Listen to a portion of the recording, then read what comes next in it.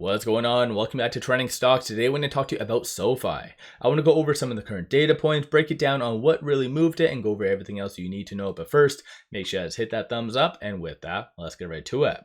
So SoFi did go down slightly, 1.18%, 1063 the low. So as soon as the market opened, had a quick sell-off, and then it kind of bounced to the highs roughly. So high was $11.13. Kind of low volume, so 41.1 million shares being traded, 52.5 is the average. That was similar nature across the board, so a lot of stocks just had lower volume. So I think big money is just waiting just to see exactly how the elections are going to play out. So that's what has been causing a lot of people to be on edge for the most part. And even if you check pretty much any social platform, all I see, even though I'm live in Canada and whatever else, all I see is just election stuff, everything. So I think if you are interested in finance, you're going to be bombarded with everything. So yeah, kind of interesting stuff. At the same time, today it did pull back into the fear category. So meaning people's appetite for risk is diminishing, and that kind of matches with just the lower volume. But when it did open, it had that quick sell-off to the low. These are some of the transactions that did escalate that. So first thing, 2.7 million and a couple others. Why big money is selling? Most likely is because of the elections, in my opinion.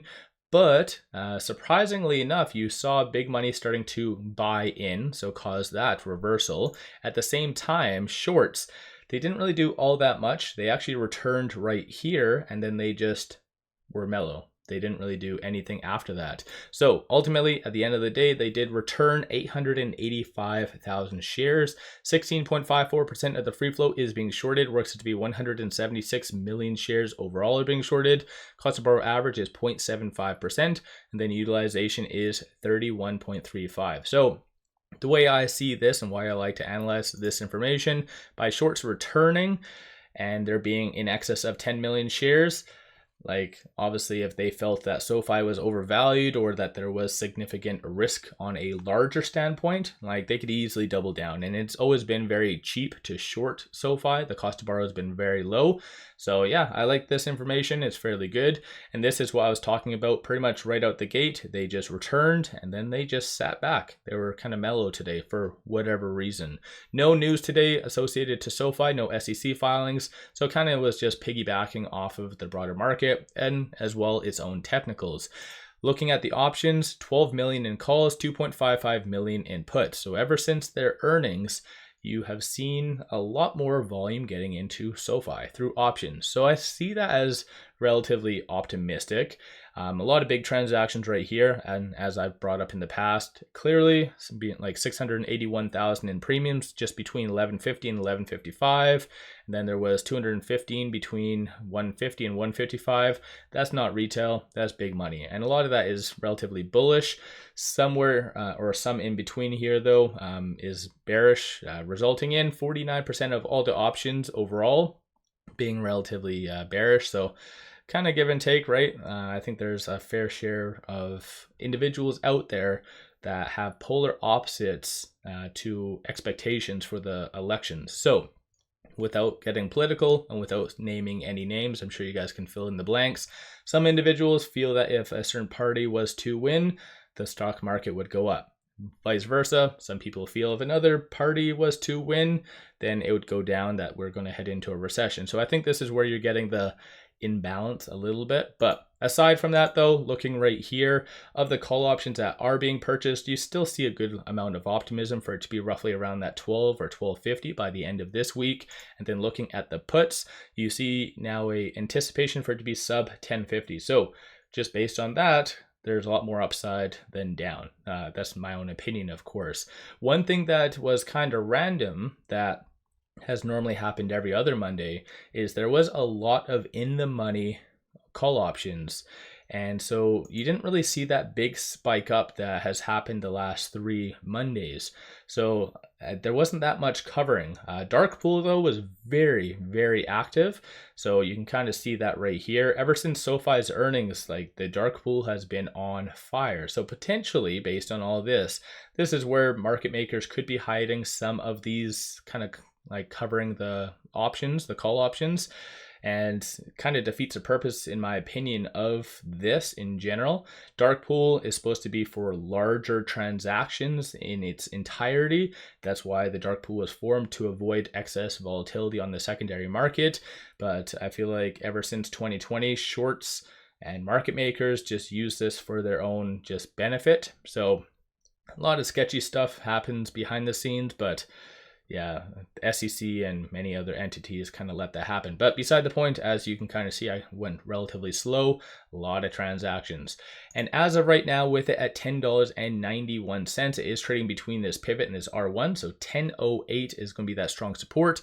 And then 11.58 is going to be the next strong resistance slash target. Quickly moving over here, you do see on the technicals, it was showing some signs of weakness a little bit today. So today it did close below the ALMA. So showing that there might be some continued consolidation. So ultimately anticipate some downside, but as you can kind of see on the 29th, it did bounce off that super trend point right here.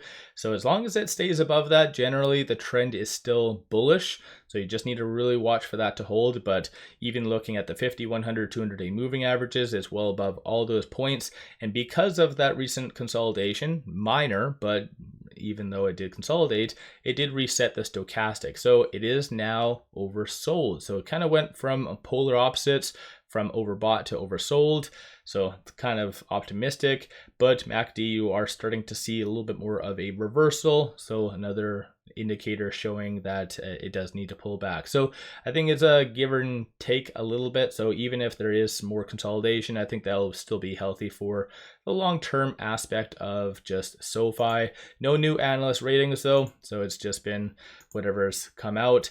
Some people said in the comments that the two amigos that haven't given ratings will most likely do it after the elections, which probably is accurate. And that's what a lot of entities are saying, because Anthony Noda was very kind of bold with what he said, which would be the better political party to win, which would be beneficial to, for instance, the finance sector and whatever else. So maybe a lot of them are going to twist that and piggyback off of that, saying, hey, look, the other person won, blah, blah, blah. I don't know. Maybe that might play out. But one thing that I just wanted to bring up is kind of interesting. You see a lot of, like, ever since their earnings, an overwhelming amount of articles coming out, relatively optimistic and bullish, but since then you've started to have some neutral, if not now bearish ones, which doesn't make sense. And this is my biggest problem with the market. It's very short-term minded. Like whatever happened yesterday, you forget about it. It's kind of crazy, but this one stood out to me. So SoFi Technologies stock recovers after earnings crash. So the fact that they use crash, even though generally this article is somewhat optimistic-ish, but just the way that they word it, I feel like they're trying to spread somewhat fear. Like, to be honest, ever since their earnings, which was roughly a week ago, it's up. I don't know what kind of crash that they're talking about that prompted 5%. And that article came out today at 3:16 p.m. So basically 2 hours ago. So I'm not really aware of what crash that they are talking about, unless they're talking about this right here, maybe at its very highest peak to the ultimate low is, but still that's very kind of misinformation somewhat. So yeah, I think it's just market is in fear mode right now and SoFi is just stuck in limbo. But generally speaking, it is still very good, up 52.37% over the last 6 months. So it's holding its gains, and SoFi hasn't actually done that pretty much ever. And I've been covering SoFi on and off for like 2 years, or it might have even been longer than that, I'm not sure, but every single earnings SoFi sells off. So I think this is kind of the tides are turning for SoFi. So yeah, once again, let me know your thoughts. Don't forget to hit that thumbs up and subscribe. I always greatly appreciate that. What's your viewpoint on why shorts did return? Do you think that they're just anticipating SoFi to push higher, or do you think that maybe they're getting discouraged the fact that SoFi hasn't broken down on a technical level yet, so maybe they're cutting their losses? What's your viewpoint? Don't forget to hit that thumbs up and subscribe. And then one final thing, if you like my channel and support the growth, definitely join as a member. And then as well, I do have a private Discord where I will give you buy signals on stocks and options. With all that said, appreciate all of you watching.